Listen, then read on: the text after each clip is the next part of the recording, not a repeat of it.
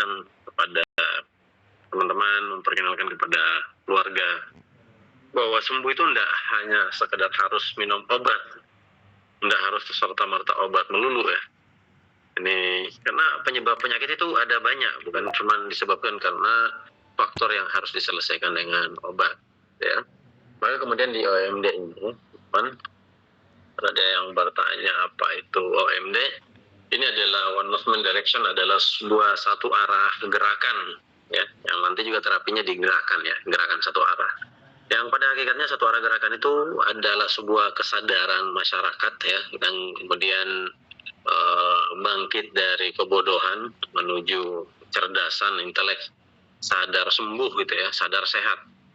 Nah pada akhirnya sakit kita itu ya sebenarnya bukan sakit ya, cuman ya karena dikondisikan seperti itu maka kadang-kadang sebuah kompensasi tubuh atau sunatullah tubuh kita anggap sebagai sakit. Jadi OMD adalah sebuah terapi atau sebuah ilmu pemahaman yang memahamkan bahwa sembuh itu tidak hanya harus minum obat. Itu saja mungkin ya, yang mudah-mudahan bisa kita pahamkan tentang singkatannya one movement direction itu apa sih sebenarnya, satu arah gerakan. Alhamdulillah ini kita bentuk komunitas orang-orang yang mau sembuh, komunitas orang-orang yang sehat gitu ya. Dan sifatnya alhamdulillah sifatnya gratis, kecuali grup memang berbayar teman-teman ya, karena setiap komunitas itu harus ada biaya operasionalnya ya, hitung-hitung barokah ilmu lah. Saya juga mendapatkan ilmu ini berguru dan ini tidak sedikit, dan alhamdulillah masih terus berkontribusi kepada guru-guru kita ya. Hitung-hitungannya kalau dulu kita pergi mengaji mendapatkan ilmu agama yang mau kita pakai seumur hidup, kan biasa kita bantu guru kita ya, ambilkan air ya, masih saya dapat dulu, bawakan kue ke ustazah, bahkan yang ngaji di rumah biasa bantu-bantu ngelipat atau mengut jemuran ustazah kita. Nah, itu sebagai kebaikan yang kemudian disebutkan dalam Al-Mujadilah ya, bersedekah dahulu kemudian bertanya. Jadi memang harus ada harga yang harus dibayar, walaupun itu tidak selamanya duit. Nah dalam hal ini karena kita online sifatnya jauh ya, kebaikan itu mungkin agak susah, maka dibuat dari payment sebuah harga yang sangat-sangat murah dibandingkan ya. Kalau kita bandingkan dengan ilmu terapi di luar sana yang kita pelajari, jauh sangat murah untuk terutama teman-teman yang sudah paham, yang sudah ikut.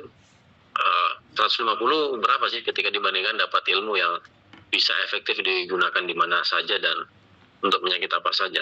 Itu pun sudah gabung di grup di komunitas. Baik, kegunaannya apa saja? Macam-macam, banyak sekali. Kita pahami dulu cara kerjanya. Setelah kita pahami cara kerjanya, nanti kita akan tahu apa saja yang akan kita dapatkan ya. Yang pertama kita pahami itu adalah apa itu sakit dan apa itu penyakit. Ini saya menambahkan sakit dan penyakit. Kelihatan di slide teman-teman? Ya. Oke.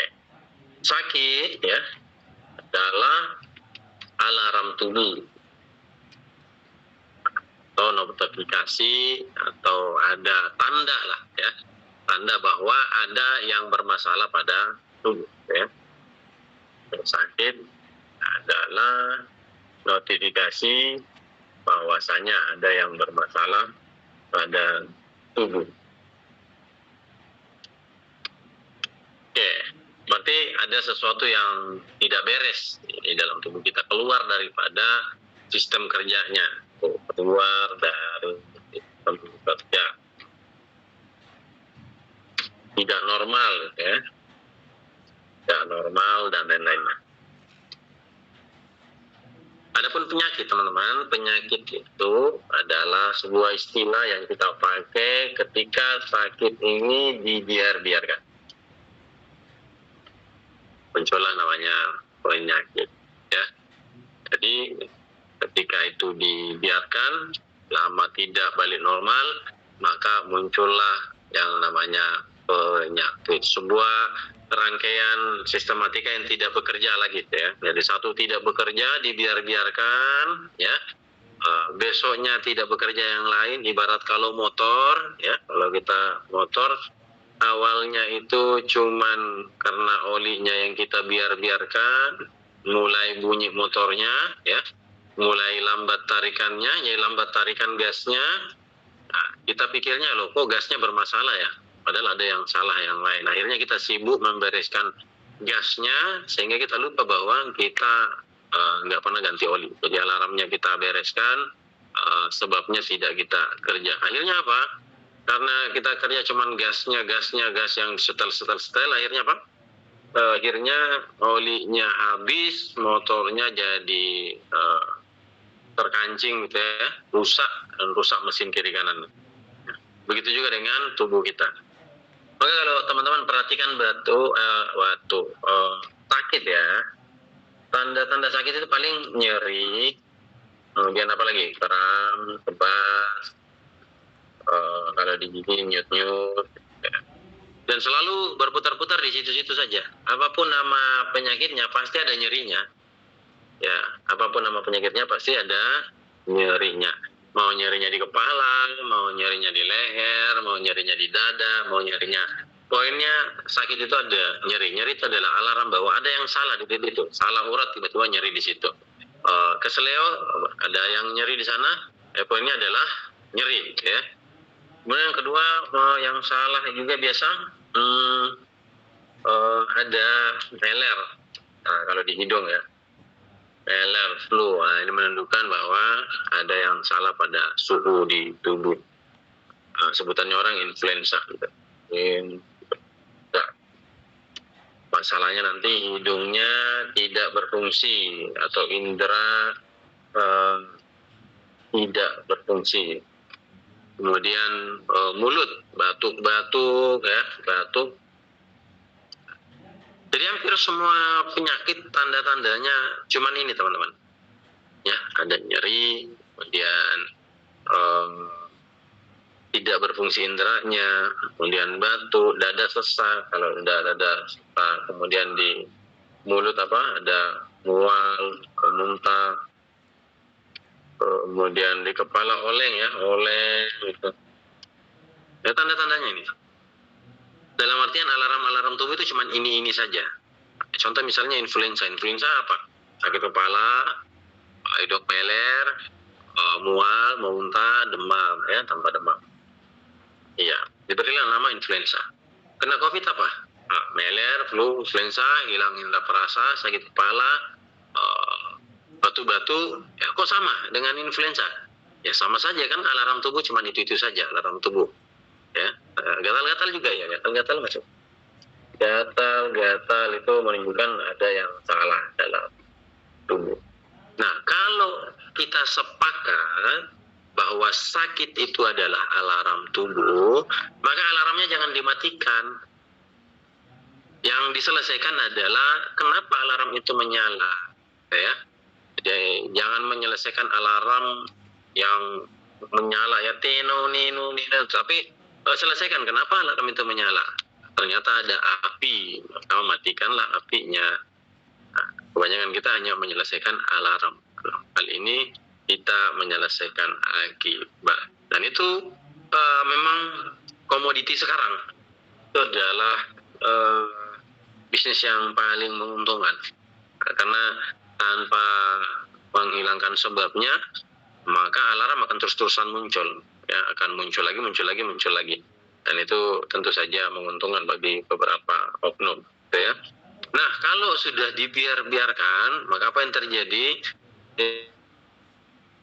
Yang terjadi adalah sakit tadi numpuk berubah namanya menjadi penyakit, ya teman-teman. Berubah menjadi penyakit. Penyakit itu sudah kompleks, sistematika kerja sudah banyak yang bermasalah. Nah, sampai sini mudah-mudahan kita bisa pahami perbedaan antara sakit dan penyakit supaya kita tidak memusuhi sakit. Demam kita butuh banyak sekali fungsinya untuk membakar virus, bakteri dalam tubuh, untuk membakar zat asing di dalam tubuh, untuk membakar kalori, untuk mengupgrade regenerasi sel-sel tubuh. Gitu ya. Jangan selesaikan demam dengan mematikan demamnya, tapi selesaikan kenapa dia demam. Termasuk dengan kolesterol. Kolesterol kita butuh. butuhnya kita kolesterol untuk apa? Untuk mengikat minyak-minyak yang masuk ke dalam tubuh kita. Kalau nggak ada kolesterol kita sudah lama mati, ya, karena minyaknya langsung mengalir di pembuluh darah atau mengalir di dalam APK-CLS tubuh yang tidak seharusnya dia berada di sana, ya, teman-teman. Maka angka tensi, angka gula, angka asam urat itu seharusnya tidak menjadi kepusingan kita. Ya, tidak seharusnya menjadi sesuatu yang harus yang membuat kita tambah sakit stres karena memikirkan angka-angka tadi. Karena angka tadi adalah sunnatullah, kompensasi tubuh, ya, kadang meninggi, kadang merendah, tergantung kebutuhan tubuh, ya, tergantung kebutuhan tubuh. Ya, kalau kita habis lagi makan sesuatu yang sifatnya zat yang harus kadar gulanya tinggi, maka tubuh kita sunnatullahnya Allah jadikan kadar gulanya meninggi, gitu, ya. Maka yang harusnya dikeluhkan adalah keluhannya apa. Sampai ada orang yang datang ngeluhnya begini, Pak Ustadz, ini saya dulunya normal-normal saja, tiba-tiba tetangga ada medical check up, ya, jadi ada medical check up gratis di rumahnya. Kemudian dia cek dan dia dapati tensinya sekitar 180-an dan itu tinggi menurut yang memeriksanya. Tiba-tiba yang selamanya bebas saja tidak ada keluhannya, tiba-tiba jadi panik karena diberitahukan itu tinggi dan seterusnya. Padahal itu memang sudah kadar dia 180 sekian, kan ada orang yang 120, ada 180. Itu memang sudah sunnatullahnya seperti itu. Nah, kebutuhannya memang dia seperti itu. Maka yang terjadi apa? Dia panik, dia stres, dan pada akhirnya sakitnya disebabkan karena stresnya itu, bukan disebabkan karena tadi karena tensinya saja. Baik, kita lanjut. Ada 4 sebab penyakit, sebab utamanya ada banyak, ya, karena kita itu mulai dari bangun sampai tidur lagi itu beraktivitas, ya. Maka harusnya ada ilmu tentang pola yang harus kita pelajari. Harus kita pelajari. Contoh misalnya kita tidur, ya, nah, maka seharusnya ada ilmu pola istirahat yang kita ketahui, atau bagaimana cara tidur yang baik, tidurnya jam berapa, bangunnya jam berapa, bagaimana model tidurnya, apa yang harus dilakukan sebelum tidur, ya. Nah, itu semua sudah dicontohkan oleh Nabi Shallallahu Alaihi Wasallam. Kemudian kita setelah bangun kita ngapain? Kita dzikir, sholat. Berarti ada namanya pola ibadah. Nah, orang yang berantakan pola ibadahnya pasti kacau jiwanya, tidak sehat, ya. Bangunnya langsung dunia yang dipikirkan anak-anak sekolah misalnya, atau bangunnya tiba-tiba apa kerjaan, ya. Kalau bangun itu pikirkan saya sebentar masih panjang umur nggak, ya. Kemudian manfaatkan waktu subuh menuju pagi itu dikir-dikir, ya. Tidak ada pola ibadah, maka kita harus belajar tentang ibadah. Nah, tapi tidak di kelas ini, insya Allah.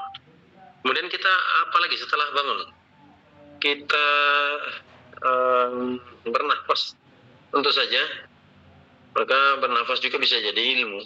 Kemudian kita berpikir, maka ada polanya semua. Pola pikir itu harus dipelajari semua.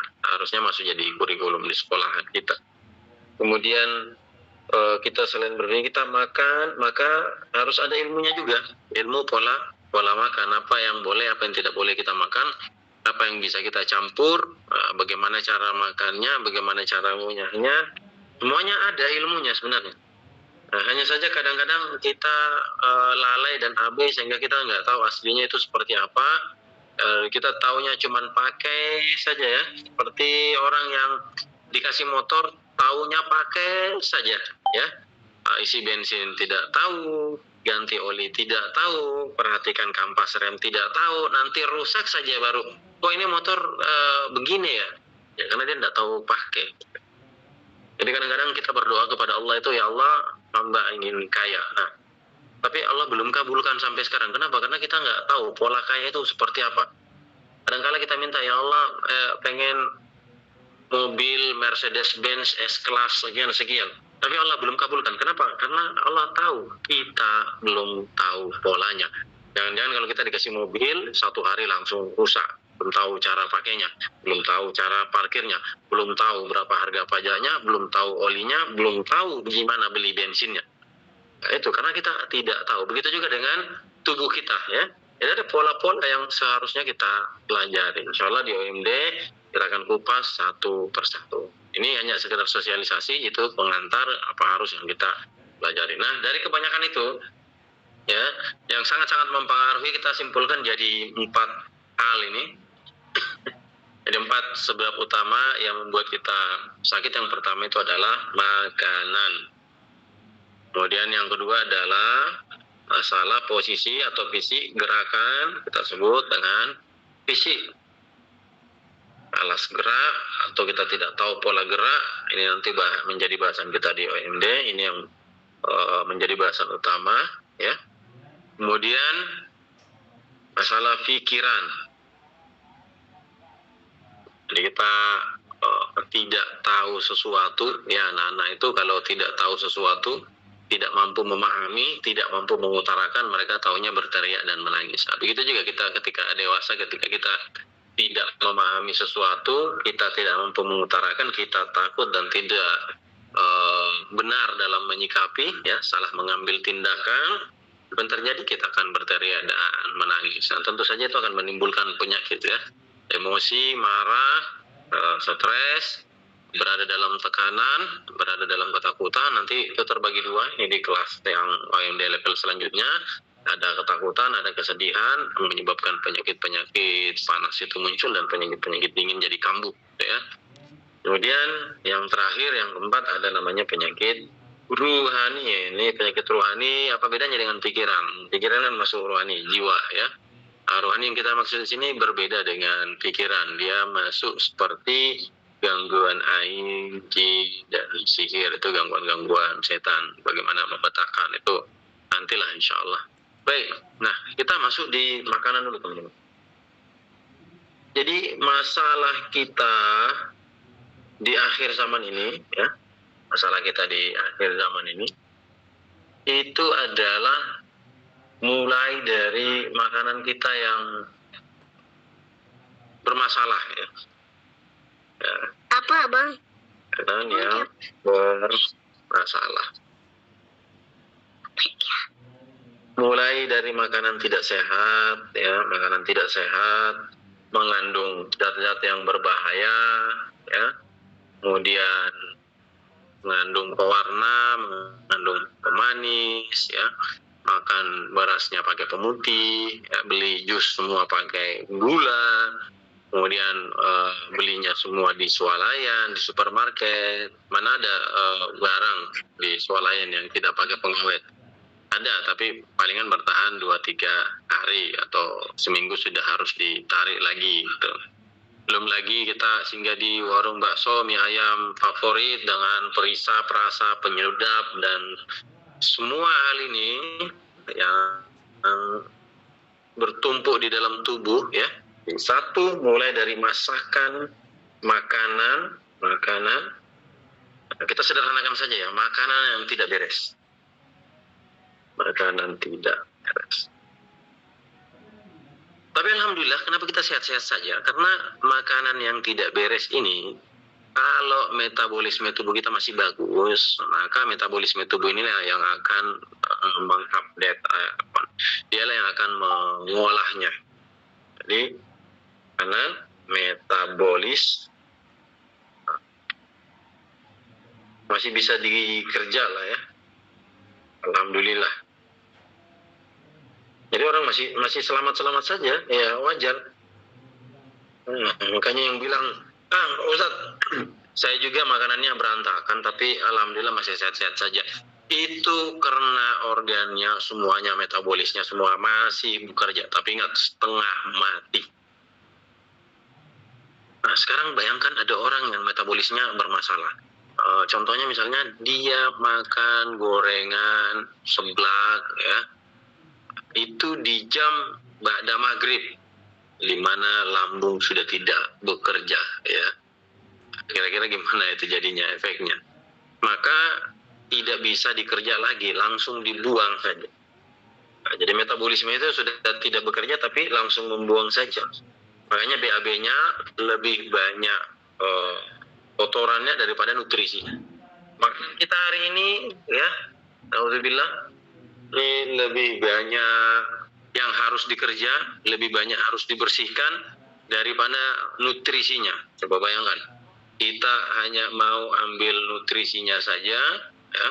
Kita harus makan pisang nugget misalnya, pakai meses, pakai keju, kasih susu coklat lagi, diparutkan lagi coklat batang, dikasih susu apa itu, susu kaleng ya, ditabur gula.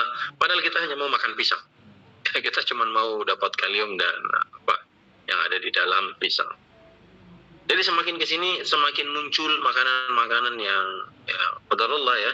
Anak-anak kita sekarang, ya, Gen Z ini itu sudah tidak paham original food itu seperti apa. Makanya kita harus gencarkan kembali original food itu seperti apa, ya.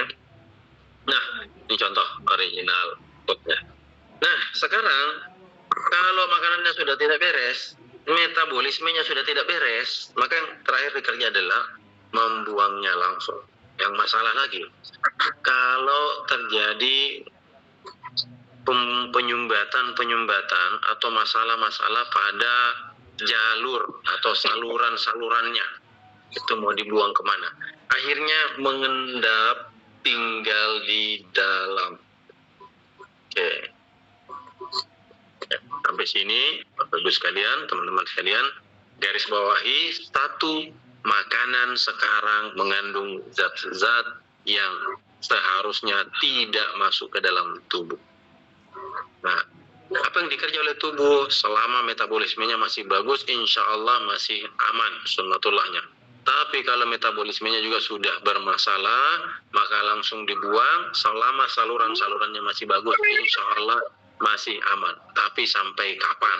Ya, coba bayangkan. Kita makan konsumsi yang punya pewarna tekstil, ya, yang berwarna merah, warna ungu ya. Biasa kadang-kadang kita lihat warna biru, itu makanan itu kena baju saja 1 tahun tidak hilang, apalagi masuk ke lambung. Tapi lambung punya caranya sendiri untuk mengeluarkannya. Nah, coba bayangkan kalau yang ingin dibuang ini itu terjadi penyumbatan, tersumbat, maka tinggallah dia di dalam. Jadilah dia kanker. Kanker itu sebenarnya adalah kompensasi tubuh. Jangan dimusuhi kanker itu. Justru karena ada kanker, kita tidak langsung mati tiba-tiba. Alhamdulillah ada waktu untuk hidup. Karena kanker itu membungkus zat-zat yang rusak tadi, berbahaya tadi. Yang harusnya memang tidak masuk ke dalam tubuh. Kayaknya yang sering-sering gampang kena kanker itu contoh orang yang kena biasa main chat-chat. Ya, masuk ke dalam tubuh chat, coba bayangkan, chat terhirup. Jadi apa dia di dalam? Kalau metabolisme tubuhnya masih bagus, alhamdulillah. Tapi kalau sudah tidak, tinggallah chat itu di dalam hidungnya. Atau tukang teknisi yang servis-servis, asapnya masuk. Itu kalau poinnya masuklah, mau makanan, mau lewat asap, masuk ke dalam tubuh. Terutama yang pakai narkoba dan lain-lain, zat-zat yang tidak boleh masuk ke dalam tubuh. Nah, ini yang kemudian menyebabkan kalau metabolismenya bermasalah, tidak bisa keluar, maka dibungkuslah dia di sana. Sederhananya begitu ya. Nih misalnya nih, ini plastik. Nah, sadar atau tidak, hampir setiap hari kita makan plastik. Oh bisa, ya. Coba bayangkan, talenannya plastik, sayur, ikan semua dikerja, tek di atas di atas talenan plastik. Terus setelah diiris-iris diapakan? Dikeruk pemirsa, terkikislah plastik-plastik itu sedikit masuk ke dalam sayur. Sedikit kali setiap hari. Ditambah metabolisme dan kompensasi tubuhnya sudah tidak bekerja. Tinggallah plastik itu di dalam tubuh. Apalagi pakai gelas plastik atau mangkok plastik yang biasa ada gambar anak-anak, gambar Mickey Mouse-nya dan lain-lain gitu ya. Dipakai buat mie. Air panasnya ditumpah ke plastik, melelehlah plastik itu dan ikut larut. Kadang-kadang kita dapat, loh gambar Mickey Mouse-nya kemana setelah dipakai siram air mie instan gitu ya. Nah itu semua yang masuk ke dalam tubuh. Dengan catatan kalau metabolisme masih bagus, alhamdulillah tidak akan terlalu terasa. Tapi kalau sudah bermasalah, tinggallah dia. Nah, zat-zat yang tidak keluar inilah yang tadi dibungkus oleh kompensasi tubuh jadi dia daging numpang apa segala macam supaya dia tidak merusak dan tidak ngapa-ngapain. Hanya saja kalau sudah jadi sumbatan dan lain-lain, dia menggumpal kan jadi nyumbat yang lain gitu. Orang di jalan raya saja kalau ada yang kecelakaan, orang jadi numpuk, jadi macet, padahal yang nyumbat cuma satu gitu ya. Kemudian jadilah kemacetan. Seharusnya diapakan? Ya disingkirkan gitu ya, dibuka semua mekanismenya. Sampai sini kita paham ya, kita kembali dulu. Maka dari situ kita pahami mekanisme kerja organ tubuh kita. Ada dua hal. Ada banyak, tapi dua hal inilah yang kemudian nanti teman-teman paham kenapa kita harus hentak-hentak, kenapa kita harus satu arah gerakan. Ya. Jadi yang pertama adalah tubuh itu setelah kita makan ada namanya distribusi nutrisi. Ya, setelah kita makan pasti akan diantar kemana itu nutrisinya, akan dipakai oleh tubuh. Ya, ada nutrisi, ada oksigen dan lain-lainnya melalui pembuluh darah, kita sebutnya sebagai AVK CLS. Jadi di dalam tubuh itu ada banyak saluran-saluran dan kita kenalnya sebagai AVK CLS. Teman-teman bisa lihat di slide ya.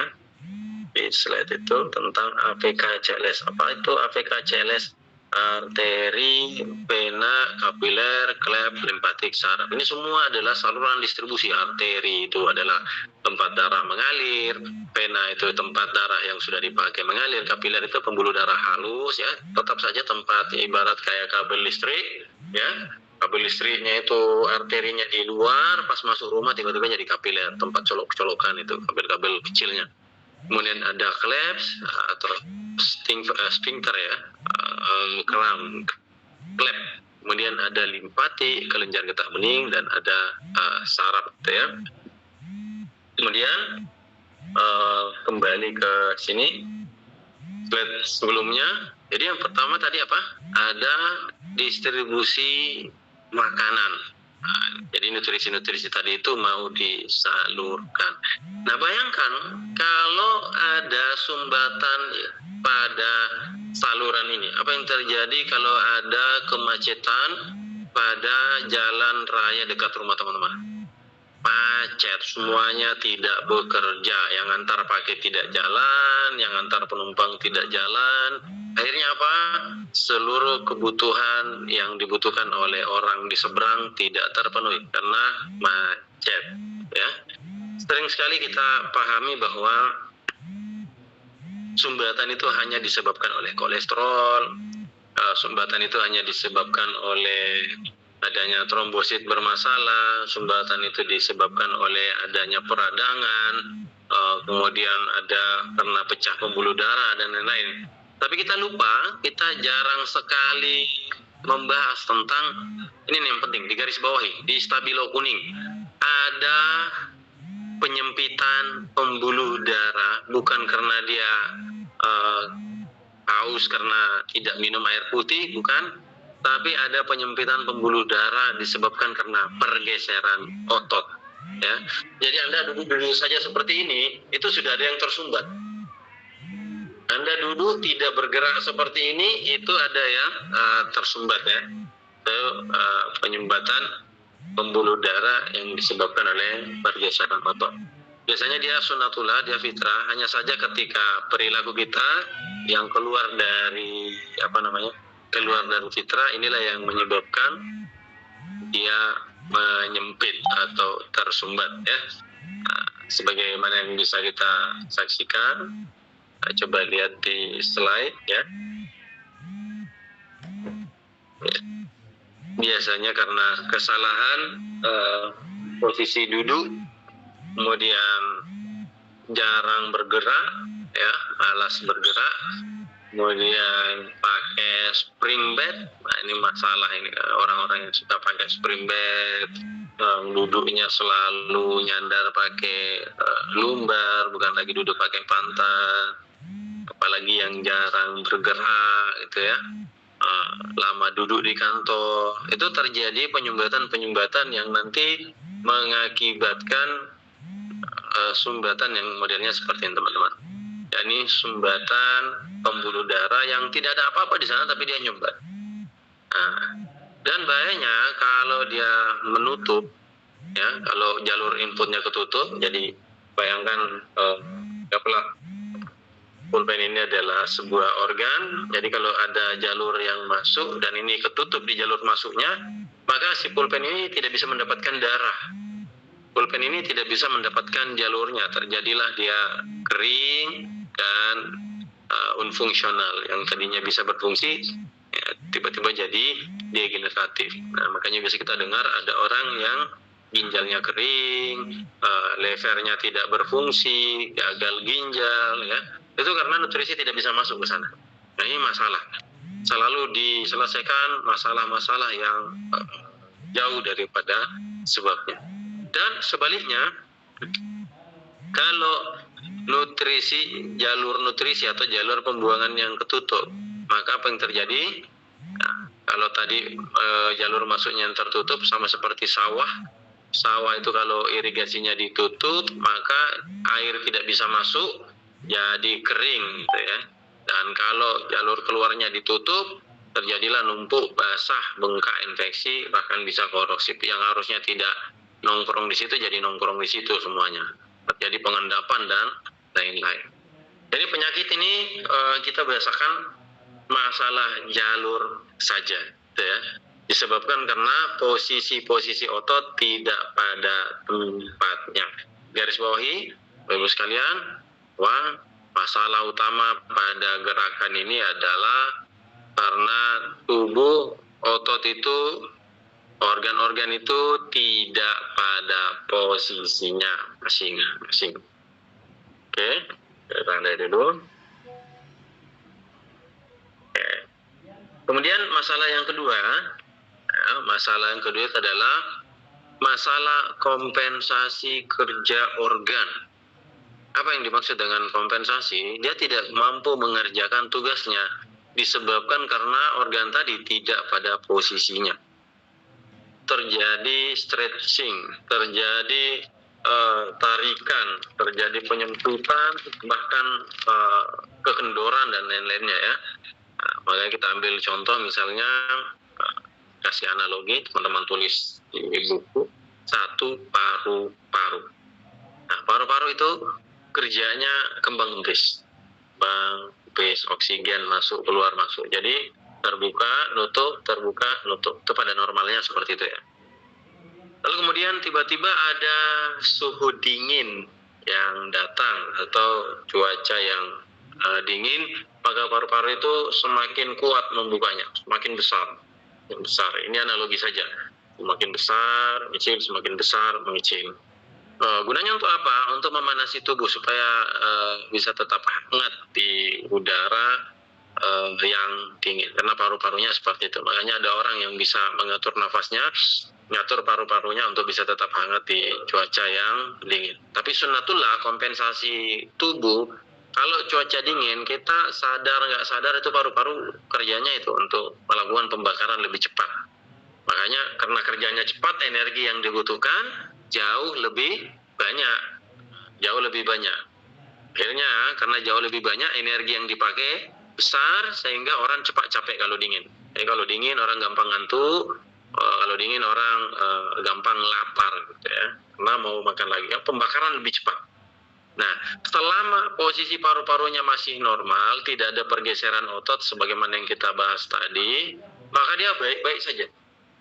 Jadi cuaca normal dia baik-baik saja, cuaca dingin dia tambah kencang, tambah cepat, tapi tidak akan terasa apa-apa di tubuh orangnya. Ya, karena dia sunnatullah, bekerja otomatis di dalam tubuh. Namun apa yang terjadi, Bapak Ibu sekalian, di stabiloi, apa yang terjadi? Ditandain ya, kalau paru-parunya itu bergeser atau posisi ototnya geser. Nah, di sini dia. Kadang-kadang paru-parunya terbuka saat cuaca normal terbukanya, nutupnya seperti biasa, masih belum terlalu terasa. Tapi saat cuaca dingin datang, yang terjadi paru-parunya mau mengembang lebih besar, tapi karena terhalang oleh rusuk yang geser, posisi otot yang geser, sehingga dia nggak bisa ngembang. Kayak tadinya normal, cuaca normal, buka, tutup, tiba-tiba pas cuaca dingin datang, dia mau mengembang, tidak bisa. Dia hanya maksimal di titik di mana ruangannya itu sebesar itu. Terjadilah sesak napas. Makanya orangnya akan mengalami, kok saya tarik udara banyak, tapi kok oksigen yang masuk sedikit ya. Untuk paru-parunya sudah tidak bisa mengembang lagi. Kenapa? Disebabkan karena rusuknya paru-parunya geser. Bapak Ibu, sadar atau tidak, malam hari ini kita akan buktikan bahwa pada sebenarnya hakikatnya kita semua mengalami pergeseran otot, ya. Makanya kita harus belajar tentang belajar tentang merapikan otot. Nah, dari sana kita pahami bahwa yang kedua, kan yang pertama tadi ya, conclusion, ini yang kedua. Kita pahami bahwa otot yang bergeser menyebabkan organ juga geser. Organ kalau sudah geser tidak bisa bekerja normal, ya, tidak bisa berkompensasi, ya. Contoh selanjutnya mudah-mudahan ya. Nanti di sini sebelum contoh selanjutnya saya jelasin dulu tentang paru-paru. Nanti di sini terjadi kesalahan diagnosa. Contoh misalnya ada orang yang kena paru-paru basah, ya. Bayangkan paru-parunya normal dulu, paru-parunya normal, kembang kempis, ya. Bisa disimak teman-teman gambar saya, video saya. Ya, paru-parunya kembang kempis, tapi karena rusuknya bergeser, ya, semua bergeser. Dan ini kita sadari teman-teman bahwa rusuk kita itu bergeser. Kalau kita bercermin, kadang kita memperhatikan bahu itu tinggi sebelah, dan puting kita di dada itu tidak kedua-duanya lurus ke depan. Kadang satu miring, yang kanan atau yang kiri karena paru-parunya geser.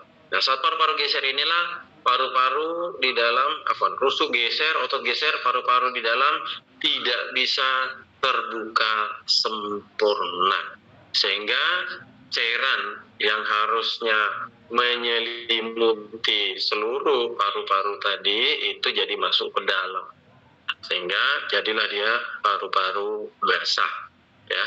Akhirnya paru-parunya dingin, harusnya panas di sana. Nah, apa masalah kalau paru-parunya dingin? Karena basah di dalam, ada cairannya. Nah, kalau paru-parunya dingin, ya, orang normal dulu. Tiap hari kita lewat di pinggir jalan, tiap hari kita ngirup debu, tiap hari kita ngirup kuman, tiap hari kita ngirup mikroorganisme, tiap hari kita bersih-bersih debu masuk. Tapi karena paru-paru kita normal, dia keluar dengan sendirinya. Itu sudah sunnatullah.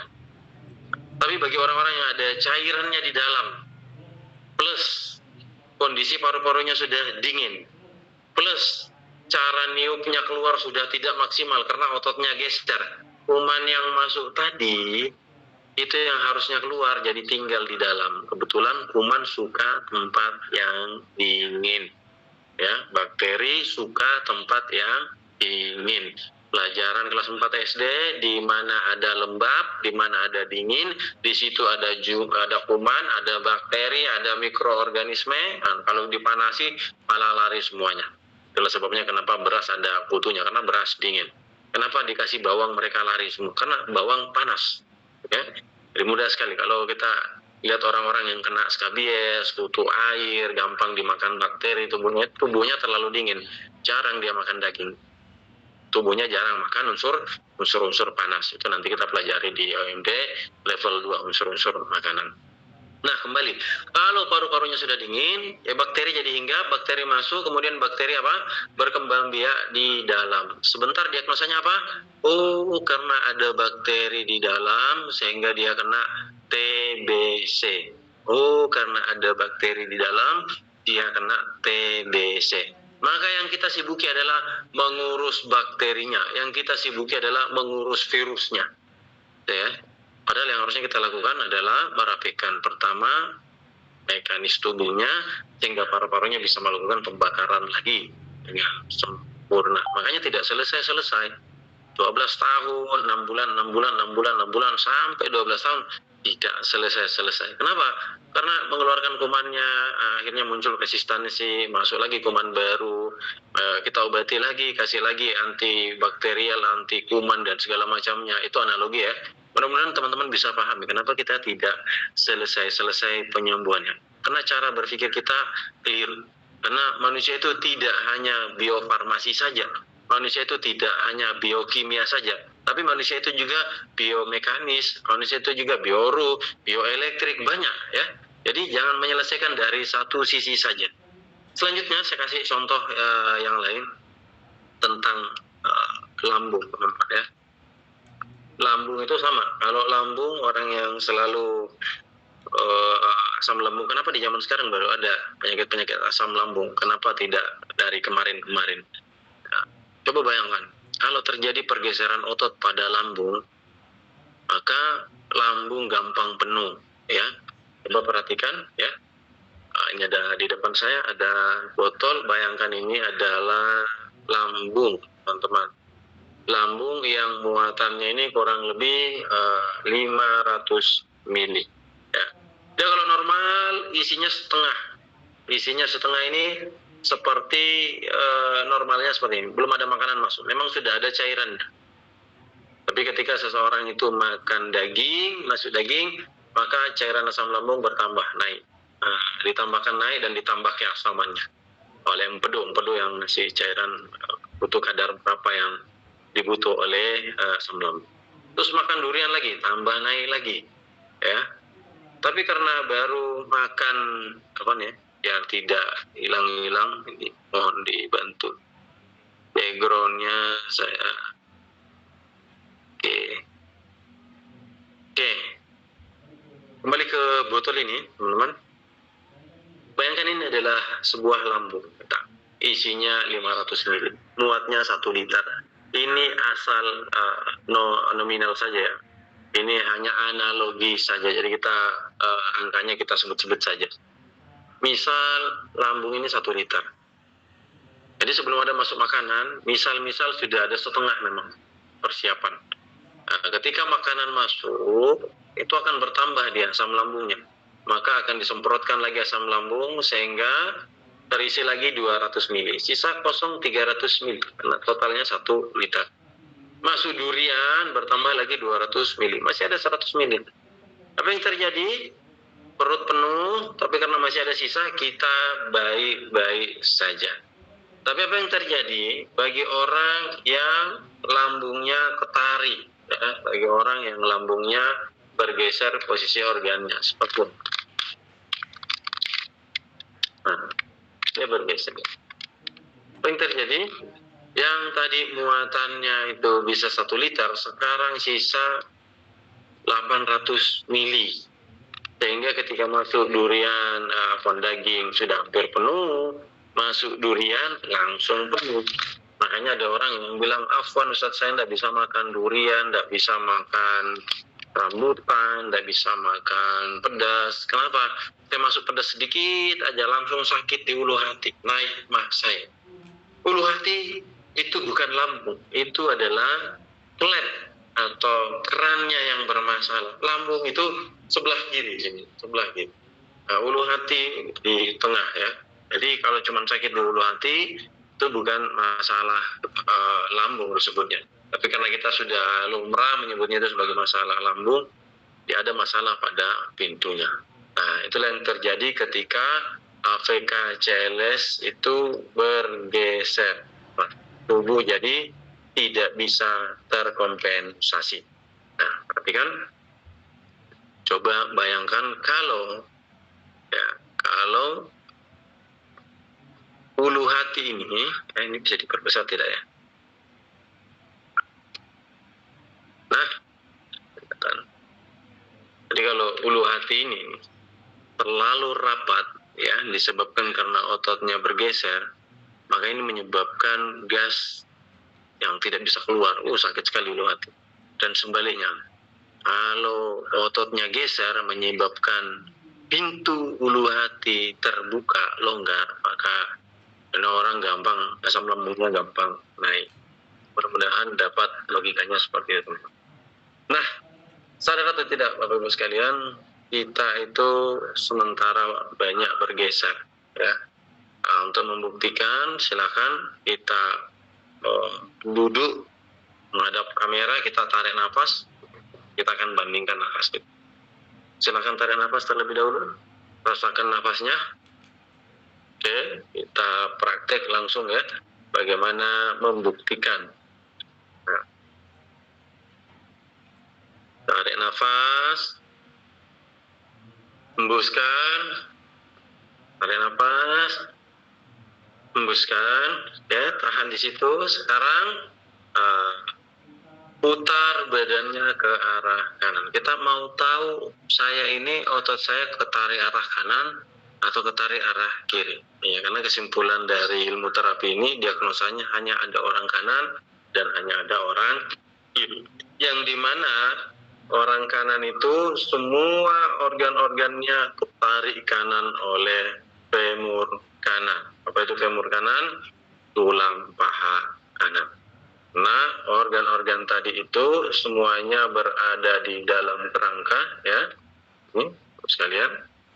Seluruh saluran tadi itu, organ-organ tadi itu berada di dalam tulang belakang, dan tulang belakang itu bertumpu pada panggul, dan panggul bertumpu pada dua pondasinya paha. Maka tulang paha ini, Bapak Ibu sekalian, ketika dia bergeser, dia akan menarik semua organ-organ, ya. Jadi kalau ada orang, maaf saya izin berdiri, ada orang yang ketarik femurnya kanan, maka seluruh organ-organ kanan akan ketarik. Kalau dia ketarik organ kiri, maka seluruh organ-organ kirinya akan ketarik. Nah, kita praktek dulu teman-teman, silakan berdiri. Kita mau cari tahu, ya. Silakan berdiri, boleh bantu open cam, silakan yang mau open cam, ya. Berdiri menghadap layar, kemudian coba tarik nafas. Nah, rasakan perbedaannya dan perbandingannya dengan ketika kita memutar badan ke arah kanan terlebih dahulu. Kita mau cek perbedaan antara kiri dengan kanan. Kita putar badan ke arah kanan terlebih dahulu. Putar 90 derajat. Jadi kakinya tetap menghadap ke depan, tapi kita putar badan dan derajat ke arah kanan, kemudian tarik nafas. Buang, tarik nafas, buang. Sekarang kita balik atau balas ke arah sebelah kiri. Tarik nafas, buang, tarik nafas, buang. Rasakan perbedaannya. Ada satu sisi di mana kita nafas jadi longgar, ada satu sisi di mana kita nafas jadi berat atau sesak.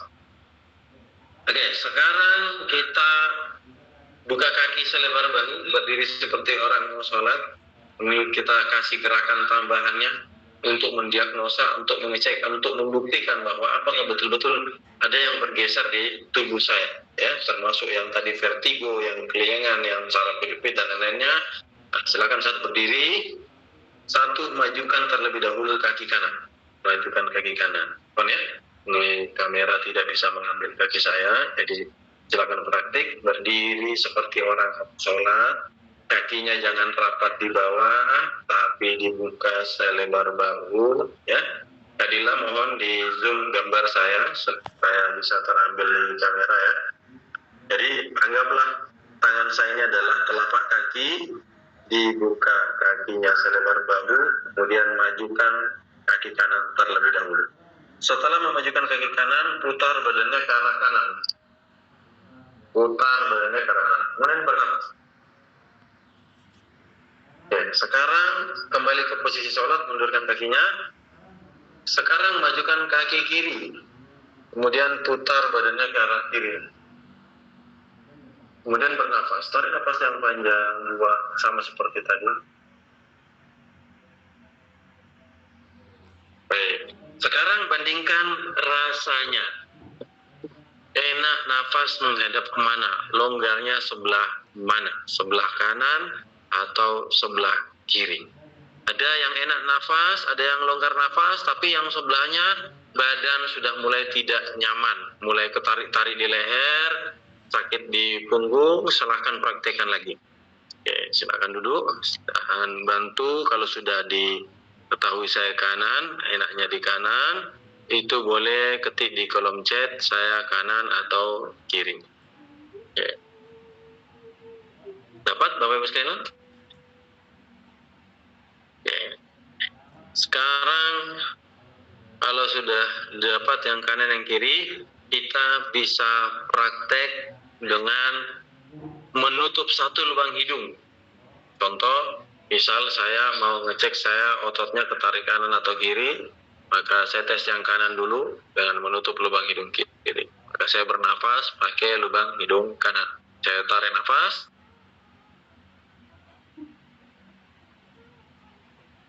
Lalu saya buang, saya tarik lagi. Lalu kemudian saya bandingkan dengan yang kiri. Saya tutup lubang hidung kanan, kemudian saya tarik nafas. Kemudian saya buang. Saya tarik nafas. Buang. Maka sangat terasa perbedaannya. Perbedaannya, walaupun hidung saya ini mampet, karena yang kita indikasikan bukanlah hidung, tapi apa yang masuk ke dalam paru-paru, yaitu angin. Saya tarik nafas dari sebelah kanan, saya tarik nafas, banyak yang bisa masuk ke paru-paru. Walaupun hidung kanan ini mampet, banyak yang bisa masuk ke paru-paru tanpa menimbulkan rasa sakit di badan yang lainnya. Tapi ketika saya coba yang kiri, memang longgar dia, tapi ketika saya tarik, itu tidak mampu menghirup banyak dan menimbulkan sakit di leher, sakit di dada, dan nyeri. Berarti yang nyaman saya di sebelah kanan.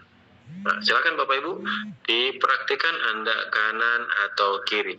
Anda nyamannya ngadap kanan atau ngadap kiri, lubang hidungnya yang kanan atau yang kiri. Harusnya selaras dan selurus. Kalau paru-parunya menghadap kanan enak, maka lubang hidung kanan juga yang normal enaknya. Tapi ketika dia menghadap kiri enak, maka tarik nafas dari lubang hidung kiri juga enak. Oke, silakan dibantu di kolom chat. Apa sudah dipraktikkan ya? Kanan atau kiri silakan diketikkan.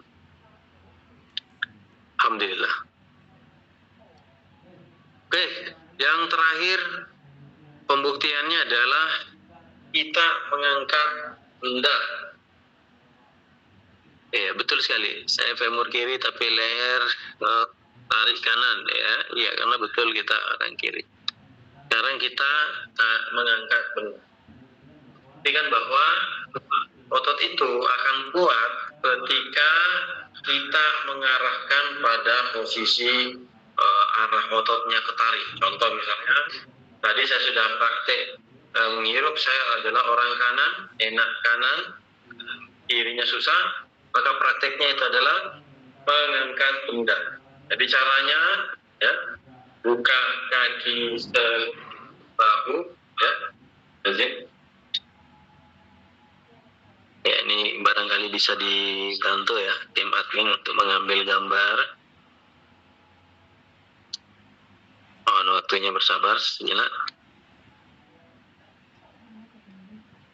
Ya, sudah kelihatan ya. Matikan backgroundnya dulu.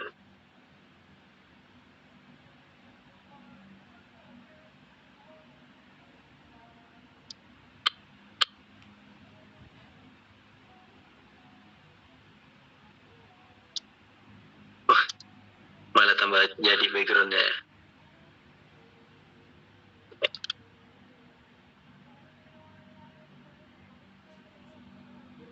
Oke, ini aja teman-teman, yang penting bisa melihat berdiri di belakang kursi atau di belakang benda ya. Buka kaki selebar bahu, kemudian angkat bendanya ya, angkat. Jadi buka kakinya selebar bahu dulu, kemudian angkat bendanya ya. Buka kaki selebar bahu, kemudian angkat benda. Rasakan ringan berat. Majukan satu kaki ke depan. Misalnya tadi kita memajukan kaki kanan, dengan kaki kanan di depan coba kita angkat benda. Apa terasa ringan atau terasa berat? Dihubungkan dengan yang satunya, kaki sebelah kirinya. Apakah terasa ringan atau terasa lebih berat? Angkatnya pelan-pelan. Angkatnya pelan-pelan. Dibandingkan. Ya. Kalau perlu diangkat dengan satu jari, kita coba yang mana lebih mampu gitu. Ternyata kemudian sebelah kanan bagi saya, karena saya adalah orang kanan. Dari sana saya tahu bahwa saya adalah orang kanan, ya. Dari sini saya tahu adalah orang kanan. Nah, sampai di sini teman-teman sekalian, silakan bila ada yang mau ditanyakan terkait orang kanan atau orang kiri sebelum saya lanjutkan penjelasannya ke apa yang terjadi kalau kita orang kanan atau orang kiri. Karena itu adalah arah ototnya. Ada video, teman-teman bisa simak ya. Kelihatan tidak videonya?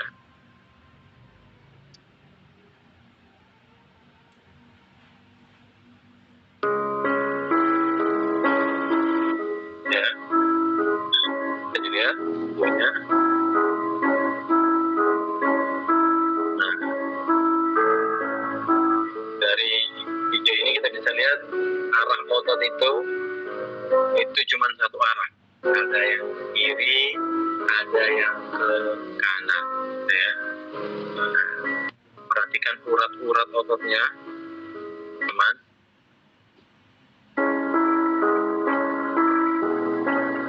Teman bisa lihat urat ototnya. Jadi kita tuh tidak simetri.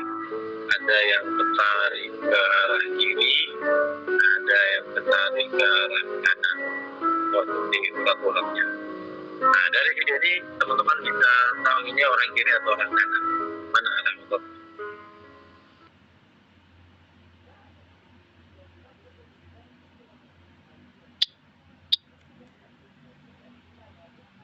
Oke, yang sudah ngecek dia femur kiri atau femur kanan, silakan diketik di kolom chat. Oke, alhamdulillah sudah dapat semua ya. Femur kiri atau femur kanannya, kita sudah membuktikan bahwa otot itu ketarik kiri atau ketarik kanan.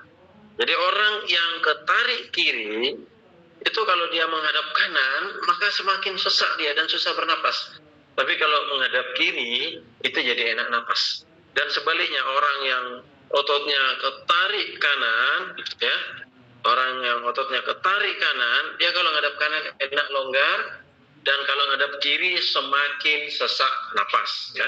Itu sebabnya kenapa ibu-ibu yang kanan ya, ibu-ibu kanan naik ke motor, dibonceng sama suaminya menghadap kanan, jadi longgar nafasnya. Kemudian ada ibu-ibu yang kiri ya, naik ke atas motor menghadap kanan, semakin sesak karena sudah ke kiri ototnya, dia tambah ke kanan ya. Jadi itu dari atas organ kita itu terlihat seperti ini, Bapak Ibu sekalian. Bisa dilihat di gambar. Saat kita berdiri lurus, pada hakikatnya panggul kita itu berputar ke kiri atau berputar ke arah kanan. Nah, bergeserlah otot-otot kita yang tanpa sadar setiap hari kita lakukan penyumbatan, dan geser otot ini tidak bisa diselesaikan walaupun minum obat apapun. Sekali lagi, masalah penyakit yang disebabkan karena pergeseran otot ini tidak bisa diselesaikan dengan minum obat apapun dan melakukan apapun kecuali dengan melatih ototnya. Ya, karena seumur hidup akan fix dia kalau kanan, kalau dia kiri. Dia seumur hidup tidak akan pernah berubah. Nah, inilah sebabnya kenapa kita kadang-kadang ngangkat galon ya, kita orang kiri ngangkat galon pakai kaki kanan di depan, berkuat, pas tenaga habis langsung bunyi di belakang, klek, patah. Nah, kesalahannya karena dia orang kiri tapi kaki kanan di depan. harusnya si femur kirinya yang kita depankan, ya. Sama seperti gambar di depan ini adalah orang femur kiri, kan tulangnya, ya. Dia berdirinya lurus, tapi ternyata di dalam tulangnya itu sudah berputar ke arah kiri, dan femurnya, kaki kirinya itu ke belakang dibanding kaki sebelah kanannya, ya. Baik, ini juga menjadi sebab kenapa banyak orang main badminton mati di lapangan, ya. Dia orang kiri tapi hentak-hentaknya kanan. Ini sebuah kesalahan, ya, menutup pembuluh darah. Atau banyak orang mati setelah bermain golf, ya, karena dia orang kanan tapi pergi berdiri dengan kaki kiri di depan. Atau dia habis jongkok tiba-tiba berdiri langsung gelap penglihatan. Nah, dari sini teman-teman kita sudah tahu bahwa ternyata semudah itu memposisikan, ya. Bahkan kadang-kadang biasa kita suka bercanda, orang-orang yang yang tensinya tinggi, kita mau kasih lihat, ibu kalau mau tensinya turun gampang, Bu. Sisa kasih maju kaki femurnya, berdiri, ya, berdiri. Kemudian tensi dulu kita ukur tanpa melakukan apapun, ya silakan majukan kakinya satu, tensi ulang, langsung turun tensinya. Kenapa bisa? Karena kembali ke posisinya, kita longgarkan semua organ-organnya. Nah, sekarang kita sudah tahu dia kiri atau kanan, ya. Pertanyaannya adalah kenapa harus kita hentak-hentak? Karena otot yang ketarik, ya, baik itu kanan maupun kiri, maka ketika kita hempaskan itu seperti menghempas, mengguncang seluruhnya, ya, merapikan kembali posisi-posisi otot sehingga mengalirkan kembali peredaran-peredaran darah dan sumbatan-sumbatan, kemudian semuanya terbuka. Justru sebaliknya, ketika dia menghempaskan kaki yang lawannya, justru akan menutup pembuluh darahnya, semakin gelap penglihatan dan muncul berbagai macam-macam gejalanya, ya.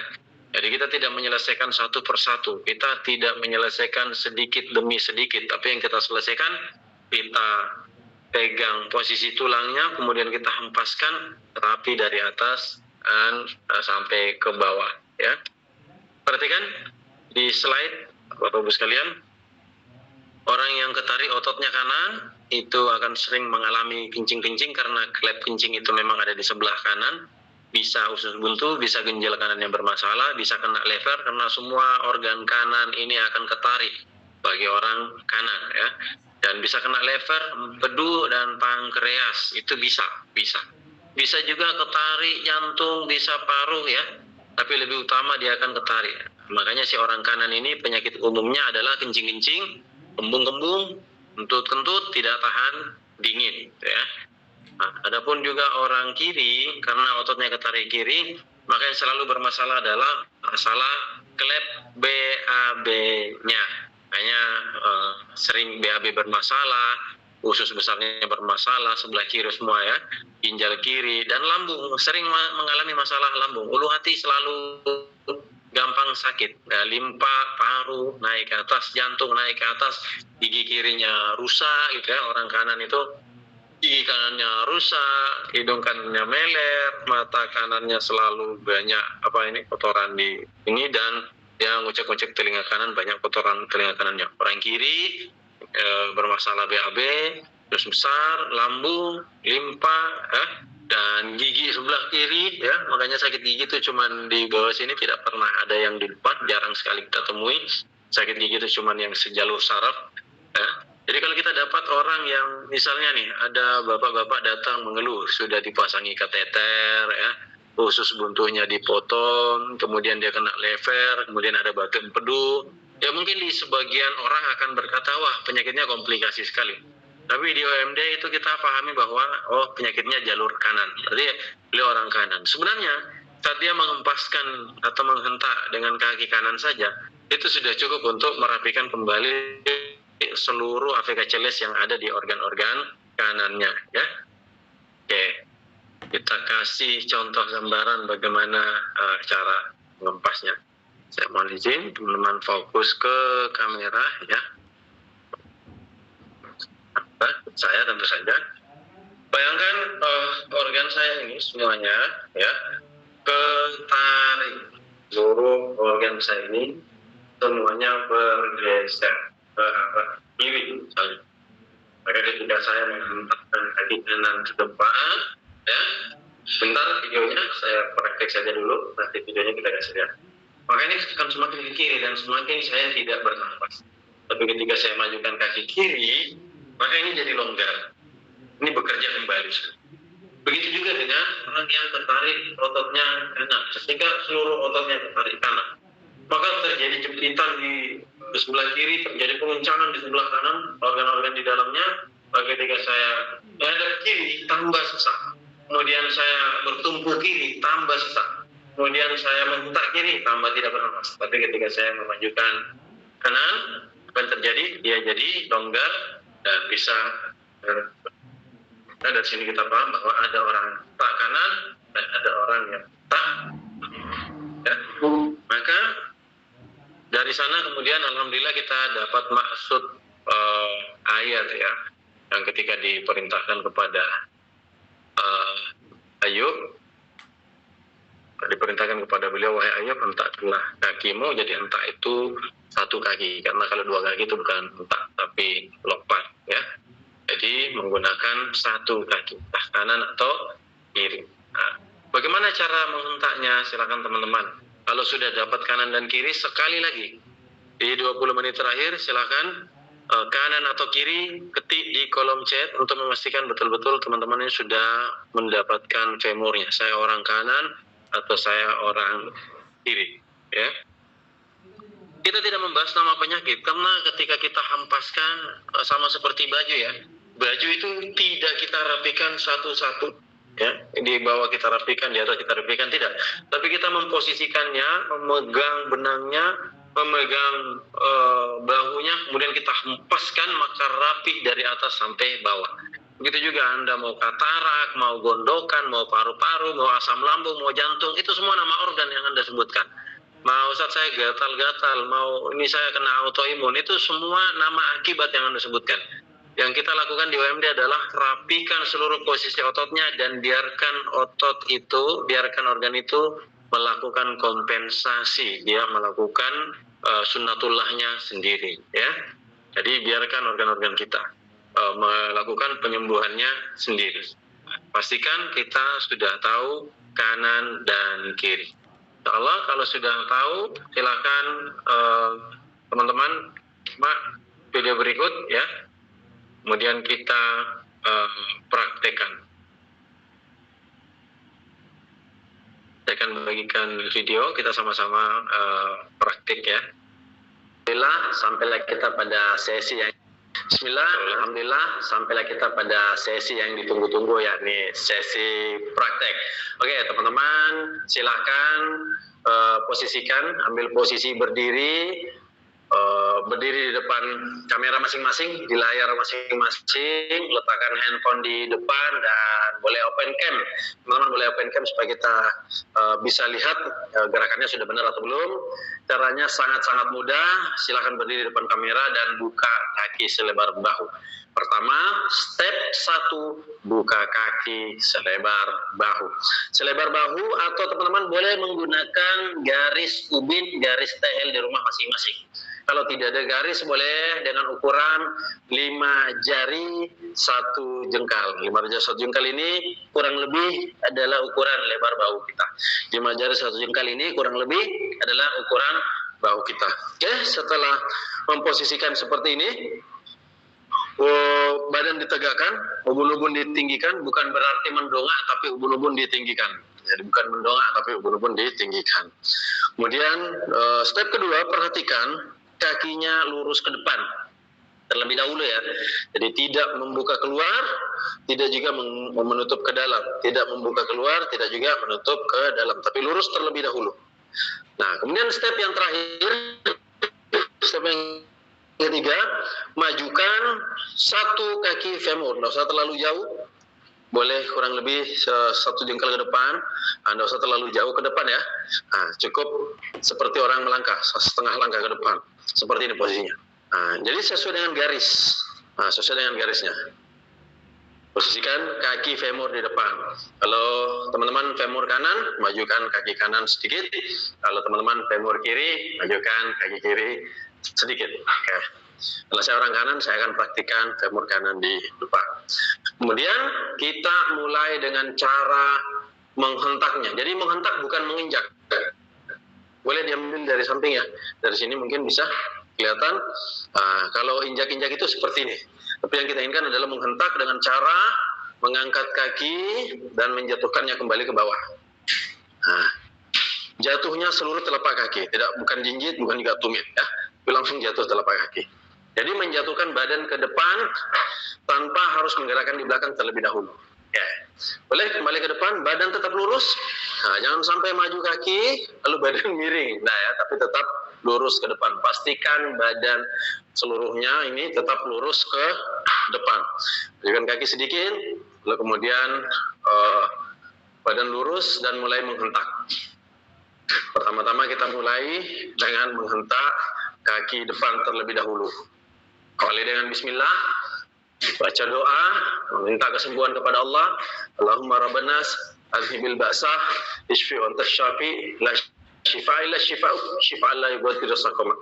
Tidak perlu terlalu lama terlebih dahulu, cukup setengah menit atau semenit, 30 detik sama-sama teman-teman kita hentak-hentakan. Kaki kiri di belakang kalau ada orang kanan, dan kaki kanan di belakang kalau Anda orang kiri. Apakah bisa diangkat? Bisa. Nah, hentak-hentakan. Bisa juga tidak terangkat, bisa. Karena fokusnya adalah pada hentak-hentaknya. Oke. Setengah menit. Tak sama-sama. Sampai semenit. Perhatikan, badan tetap tegap diangkat. Nanti hentak-hentak akan ada pergeseran otot sehingga menimbulkan ada kram, ada ngilu, ada nyeri, ada nyut-nyut. Insyaallah sebentar kita terus. Oke, masuk di menit yang selanjutnya kita sama-sama hentak kaki belakang. Jadi bukan mengganti kaki ke depan, tapi kaki lawan femur itu dihentakkan ke belakang dengan cara menjatuhkan badan ke belakang. Nah, sekarang kita hentakkan keduanya, depan belakang.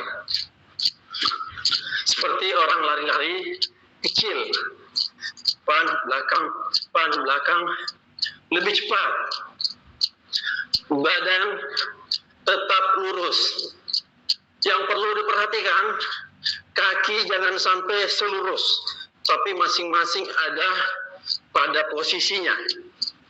Ingat tadi, buka selebar bahu, makanya menggunakan garis ubin seperti ini. Terus, lakukan selama semenit. Bagi yang punya masalah di tangan, boleh dengan mengangkat bahunya.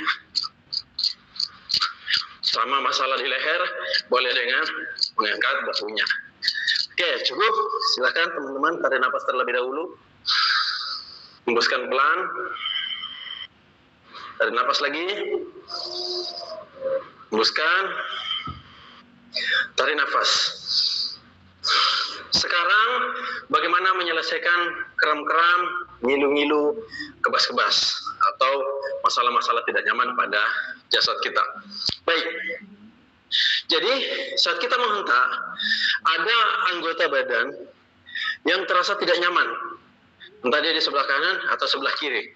Maka yang perlu kita lakukan adalah kalau dia di sebelah kanan, kita hanya perlu memutar posisi kaki entah keluar atau ke dalam sampai rasa tidak nyaman itu hilang. Misalnya sakit di pinggang sebelah kanan, maka kita memutar kaki kanan entah keluar atau ke dalam, atau cari ya posisinya, atau keluar sekali, agak keluar, ini cari senyamannya, atau ke dalam. Contoh misalnya saya sementara hentak-hentak femur depan, ingat femur tetap di depan, tiba-tiba Saat saya hentak, pinggang saya sakit. Maka saya mencoba terlebih dahulu ke arah dalam. Ternyata yang saya rasakan, pinggang saya semakin sakit. Maka saya mengubahnya ke arah luar. Maka rasanya menjadi nyaman dan sakitnya hilang. Setelah hilang, kembalikan lurus ke depan. Tapi bagaimana bila saya orang kanan, setelah hentak-hentak, muncul rasa tidak nyaman di sebelah kiri? Maka yang diputar adalah kaki kiri, entah putar ke dalam atau putar ke luar, tapi tetap posisinya di belakang. Ingat, tidak berubah. Femur depan, non-femurnya di belakang. Sisa diputar-putar atau di belakang. Saya sementara hentak-hentak, tiba-tiba ada ngilu di atas. Maka saya sisa memutar kaki keluar, mulai hilang. Tapi ketika saya putar ke dalam, muncul lagi, berarti keluar. Maka hentak-hentaknya modelnya seperti ini. Ingat, bahu tetap lurus ke depan. Oke. Setelah hilang nyerinya, kembali lagi lurus. Lurus kembali ke depan dua-dua. Oke. Ingat, pastikan femur tetap di depan, yang diputar sisa. Entah dia ke dalam sekali, ke dalam, atau keluar. Cari posisi itu senyamannya. Begitu juga ketika sakit yang sebelah, putar yang di belakang. Adapun orang kiri di depan, kirinya, ketika kanannya sakit, putar yang kaki belakang, ke dalam atau ke luar. Begitu juga kalau dia sakit di wilayah depannya, entah betisnya, lututnya, atau ke atas, sisa putar ke dalam atau putar ke luar dan lanjutkan hentak-hentaknya. Baik, kita masuk di 5 menit terakhir. Silakan teman-teman. Tarik nafas. Kita lakukan 2 menit sesi ditambah dengan gerakan yang nanti tambah cepat. Oke, 1 menit pertama dengan santai. Buka kaki selebar bahu. Saya ambil dari sampingnya. Buka kaki selebar bahu. Majukan sedikit femurnya. Kemudian hentak. Semakin kuat hentakannya, semakin bagus. Fokus yang ingin kita capai adalah badannya terguncang semua. Perhatikan di pipi sampai bergetar, di leher. Kalau sakit leher dan orang kanan, cari nyamannya. Angkat bahunya, kemudian cari nyaman lehernya. Di mana nyaman yang tidak sakit, pertahankan di situ.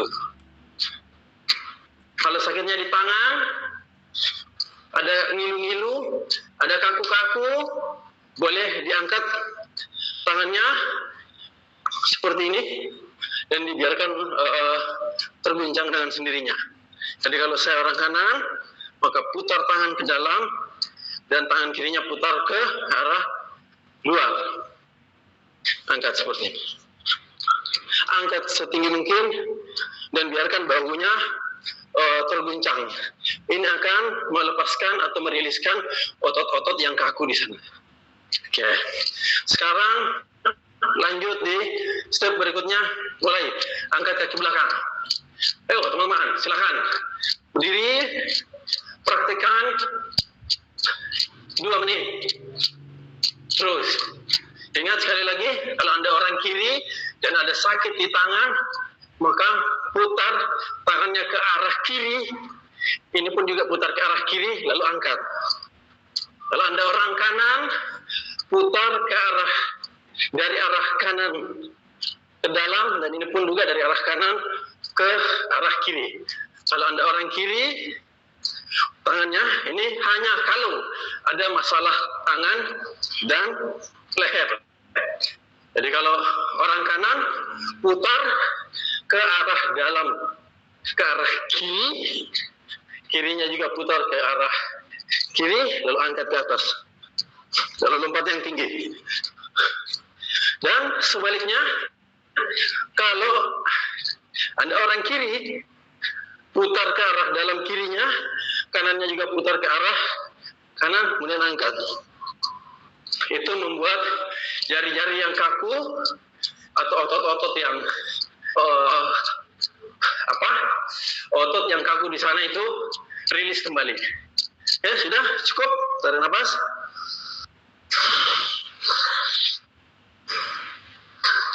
teman-teman, di 30 detik terakhir kita kencangkan, majukan kaki sedikit sekali, kita akan lari di tempat. Lari di tempat. Lari di tempat. Semakin kencang, terus 20 detik terakhir. Mulai tinggi.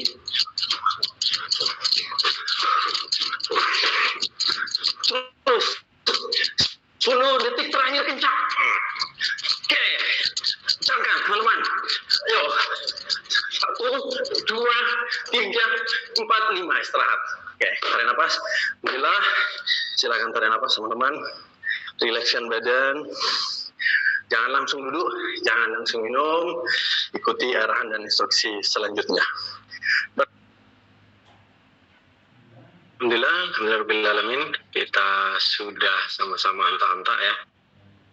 Saya tidak tahu saya berkeringat sendirian atau teman-teman ikut berkeringat. Yang jelas ketika teman-teman kaki femornya di depan itu benar ya, maka nafasnya akan jadi ringan, kemudian basah mulai dari pinggang, punggung, leher, ubun-ubun sampai ke hidung, semua tubuh hangat dan darah mengalir.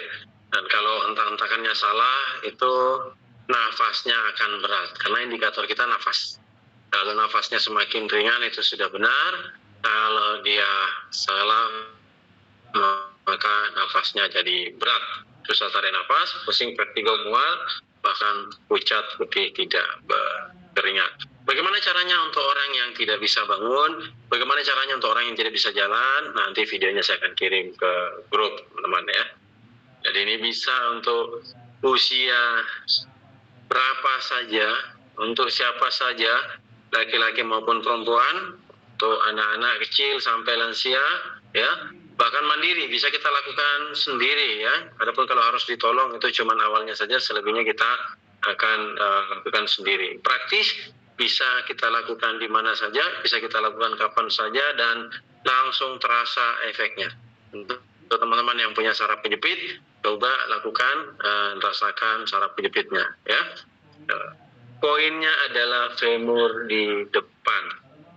Kalau mau penyakitnya tidak balik-balik lagi, maka pahami setelah hentak-hentak ini hanya akan mengalirkan ototnya. Tapi kalau dipersering rutin, maka dia akan mengancing posisi ototnya. Ya, karena memang ada yang kita butuh namanya pembentukan otot. Ya. Penyakit kita di kota adalah malas bergerak, malas melatih otot, sehingga otot-otot kita, organ-organ kita itu gampang geser kiri kanan sehingga tidak mampu berkompensasi. Maka sangat bisa kita sebut omong kosong ketika kita setengah mati minum obat tapi kita tidak mau memperbaiki otot. Kita memperbaiki makanan dan nutrisi tapi kita tidak mau memperbaiki otot. Karena ototlah yang memegang tulang-tulang kita sehingga dia bisa tegak ya. Kalau sudah orang sudah bungkuk, bengkok bahu kiri kanan ya, rahang sudah menyon kiri, menyon kanan, sudah sangat dipastikan bahwa ada organ yang tidak akan mampu berkompensasi. Tadi kita jelaskan cuma paru-paru dan lambung. Bagaimana kalau hidung tidak bisa berkompensasi? Kena debu langsung muncul flu-nya, sinusitis dan lain-lain ya. Bagaimana kalau pankreasnya tidak mampu berkompensasi? Ya, disebabkan karena pergeseran otot. Jadi teman-teman pahami bahwa penyakit tidak hanya diselesaikan dengan obat, tapi juga bisa diselesaikan dengan gerakan. Betul kata Nabi SAW bahwa setiap penyakit ada obatnya, tapi tidak setiap penyakit itu obatnya harus ditelan. Sampai sini teman-teman mudah-mudahan bisa mencerahkan ya. Bagaimana? Masih berkeringat, masih ngos-ngosan ya. Sebentar atau besok kita praktekkan, itu jangan lupa untuk mandi. Kenapa mandi? Kita sudah memperlancar peredaran darah pada malam hari ini sekian persen. Karena kita lakukannya tidak lama ya, kurang lebih 7 menitan ya. Bahkan ada yang 30 detik langsung terasa, sudah enak badannya, kram-kramnya langsung hilang, ngalir lagi. Tapi apakah darah kotor itu masih di dalam? Tentu saja masih di dalam. Dia harus betul-betul dibakar, tentu saja dengan banyak gerak, dan jangan lupa pasdu, bekam, dan segala hal yang bisa membuang darah kotor. Jadi selain itu jangan masukkan makanan kotor lagi ya, tanda kutip. Maka setelah hentak-hentak ya, maka jangan lupa untuk mandi. Misalnya besok pagi kita praktek, jangan lupa untuk mandi. Fungsinya mandi untuk apa? Untuk mengancing posisi otot tulang. Jadi jangan langsung minum. Kalau minum dia akan mengancing otot di dalam atau organ di dalam. Sudah otot organnya kaku, baru pergi mandi. Ini sebuah kesalahan atau kekeliruan. Yang benar adalah kancing dulu ke rumah organ, yakni otot, ya, mandi dulu. Setelah otot sudah mengencang, baru kemudian minum. Kita kencangkan otot organ di dalam. Sesuai dengan ayat yang di atas disebutkan, ya, inilah air yang sejuk untuk mandi dan untuk minum. Itu petunjuknya, mandi dulu baru minum. Ya, luar biasa sekali ya. Sainsnya itu bisa kita dapat dari ayat tersebut. Jadi setelah hentak-hentak, mungkin penyakitnya atau sakitnya alhamdulillah progres 30%. Mandi dulu, insya Allah besok kita lanjut yang 70%-nya. Besok entah-entah lagi. Seberapa kapan, semakin sering semakin bagus. Jangan tanya kapan, karena orang yang bertanya kapan ini hanya orang yang terlalu sibuk sehingga melangkah pun tidak bisa. Sehingga berjalan pun tidak bisa. Saya nggak tahu kesibukannya apa sampai untuk berjalan atau melangkah pun, padahal solusinya mudah sekali ya. Cukup hentak-hentak di tempat, bisa sambil nunggu penjual sayur, bisa sambil masak, bisa sambil main WhatsApp, ya. Daripada sekedar rebahan itu bisa dilakukan, ya. Jadi kita bisa lakukan, solusinya apa? Satu, bisa dengan bertumpu, ya, dengan kaki femurnya, jalan cepat tapi panjangkan kaki femurnya sehingga terjadi hentakan. Kemudian yang kedua, hentak-hentak seperti tadi. Yang ketiga, bisa jongkok dengan femur di depan. Yang keempat, kalau naik tangga jangan lupa tumpukan kaki femurnya, ya, jangan terlalu bertumpu di lawan femur, ya. Kemudian yang kelima, kita ngangkat barang benda, pastikan femur di depan, selalu femur di depan, selalu femur di depan, selalu femur di depan. Sampai sini teman-teman, mudah-mudahan ada manfaatnya.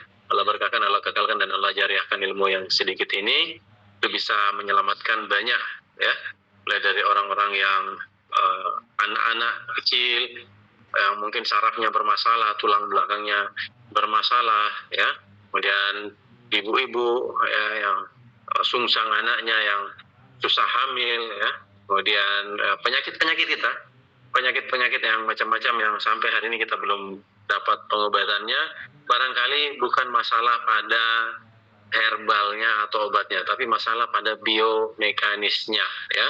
Biomekanis itu dipelajari di ilmu fisioterapi kalau di bangku kuliah, ya. Tapi untuk menemukan bahwa ternyata hanya ada satu arah, ada kanan dan ada kiri, ini itu perlu pengalaman yang begitu panjang, teman-teman. Insyaallah lengkapnya nanti kita bahas di grup. Barakallahu fikum. Kita tutup sama-sama dengan doa kafaratul majelis. Subhanakallahumma wa bihamdi, asyhadu an la ilaha illa anta astaghfiruka wa atubu ilaik. Wabillahi taufiq wal hidayah. Assalamualaikum warahmatullahi wabarakatuh. Waalaikumsalam warahmatullahi wabarakatuh. Waalaikumsalam warahmatullahi wabarakatuh. Assalamualaikum warahmatullahi wabarakatuh. Jazakallahu khair Ustaz.